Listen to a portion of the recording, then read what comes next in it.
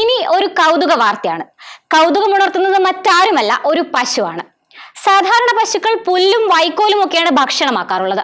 എന്നാൽ വടകര കണ്ണൂക്കര ചള്ളയിൽ രവീന്ദ്രന്റെ വീട്ടിലെ പ്രഭാവതി എന്ന പശുവിന് ഏറെ ഇഷ്ടം പഴങ്ങളും പച്ചക്കറികളും ബേക്കറി സാധനങ്ങളും ഒക്കെയാണ്.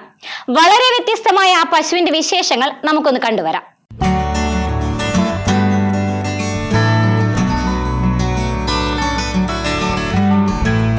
സാധാരണ ഒരു പശുവിന്റെ ആയുസ് 21-22 വർഷമാണ്.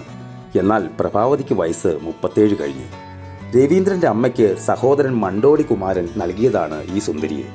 അന്ന് വയസ്സ് 2. ചള്ളയിൽ വീട്ടിൽ വേറെയും 6 പശുക്കൾക്കൊപ്പം കഴിഞ്ഞ പ്രഭാവതി 14 ആണും ഒരു പെണ്ണുമായി 15 മക്കളെയും പെറ്റു. 7 ലിറ്റർ വരെ പാലും ചുരുത്തിയിരുന്നു. അവസാനത്തെ പൈക്കിടാവിനെ പെറ്റ ശേഷം 2 തവണ കുത്തിവയ്പ് നടത്തിയിട്ടും പിന്നീട് പ്രസവം നടന്നില്ല. അതിൽ പിന്നെയാണ് പുല്ലും കാലിത്തീറ്റയും കഴിക്കാതെയായത്.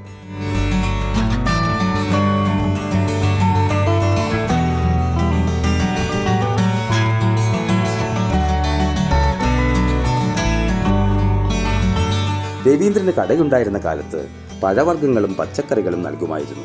അവസാന പ്രസവത്തിന് ശേഷം ഇവയും ബേക്കറി പലഹാരങ്ങളും മാത്രമായി ഭക്ഷണം. മധുരം നിർബന്ധമാണ് കേട്ടോ.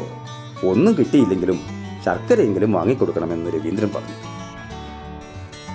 20-21 വർഷമായിട്ട് ഇതിൻ്റെ പ്രസവം നിന്നതിൻ്റെ ശേഷം ഇത് ഫ്രൂട്ട്സ്, വെജിറ്റബിള്, ബേക്കറി ഐറ്റംസ് അങ്ങനെ സാധനം മാത്രമേ ഇത് കഴിക്കുന്നുള്ളൂ.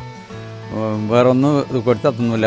വൈക്കോല്, കാലിത്തീറ്റ ഇതെല്ലാം കൊടുത്താൽ വെറുതെ ആയിപ്പോവും. അങ്ങനെ നമ്മളിത് ഇതിനെ വളർത്തേണ്ടതെന്ന് വെച്ചിട്ട് ഇതെങ്ങനെയും പ്രയാസപ്പെട്ടത് കൊണ്ടുവന്നിട്ട് കൊടുക്കുന്നു. മെയിനായിട്ട് ആപ്പിള് പീടികയിൽ നല്ല ലേശം പൊട്ടുള്ളതും നമ്മൾ കുറച്ച് വിലക്കും വാങ്ങും, കുറഞ്ഞ പൈസക്ക് തരും. അത് മുന്തിരിങ്ങ, സപ്പോട്ട, ഉറുമാമ്പഴം,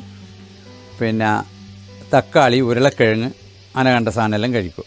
ബേക്കറി ഐറ്റംസ് അലുവ, കിണത്തപ്പം, നെയ്യപ്പം, മറ്റേ കേക്കുകൾ, മറ്റേ പൊട്ടിയാപ്പം, ഈ അച്ചപ്പം, ഇങ്ങനെയുള്ള സാധനങ്ങളെല്ലാം ഞാൻ വാങ്ങിക്കും. അതെല്ലാം കഴിക്കും.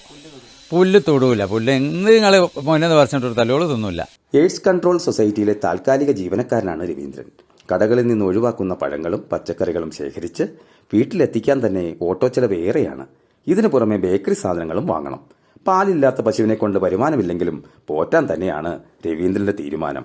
News desk, outline Kerala.